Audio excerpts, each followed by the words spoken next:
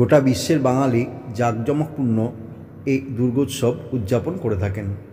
হিন্দু শাস্ত্র অনুযায়ী দেবী দুর্গার মর্তে আগমন ও গমন যে বাহনে, তার ওপর নির্ভর করে গোটা বছরটা পৃথিবীবাসীর কেমন কাটবে। বাঙালির সবচেয়ে বড় পার্বণ এই দুর্গাপুজো। বছরের নতুন ক্যালেন্ডারে বা পঞ্জিকা হাতে পেলেই বাঙালিরা যে দিনগুলিতে সবার আগে চোখ যায়, তার মধ্যে দুর্গাপূজা একটি। গোটা বিশ্বের বাঙালি জাঁকজমকপূর্ণ এই উৎসব উদযাপন করেন।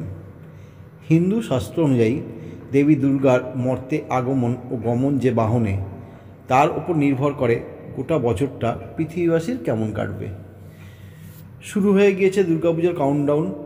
আর প্রায় 3.5 মাস পরেই মা দুর্গা আসবেন বাড়িতে। শাস্ত্র মতে বলা হয়, সপ্তমীতে দেবী দুর্গার আগমন এবং দশমীতে গমন। সাধারণত প্রতি বছর সপ্তমী ও দশমী কী বার পড়েছে তার উপর নির্ভর করে দেবীর কিসে আগমন এবং গমন। এবছর মা দুর্গার আগমন শুভ না অশুভ, কিসের ইঙ্গিত, দেখা যাক। 2024 সালে দেবী দুর্গার আগমন ও গমন। এই বছর দেবী দুর্গার আগমন দোলায়, যার ফল মড়ক, এবং গমন ঘটকে, যার ফল ছত্রভঙ্গ। ফলে এটি অত্যন্ত অশুভ ইঙ্গিত। 2023 সালেও দেবীর আগমন ও গমন দুটোই ঘটেছিল ঘটকে। শাস্ত্রে উল্লেখিত কোনো বছর দেবীর আগমন ও গমন একই বাহনে হলে তা অত্যন্ত অশুভ ফলদায়ী হয়ে থাকে। কোন বাহন কিসের প্রতীক, একটু দেখা যাক। দোলা।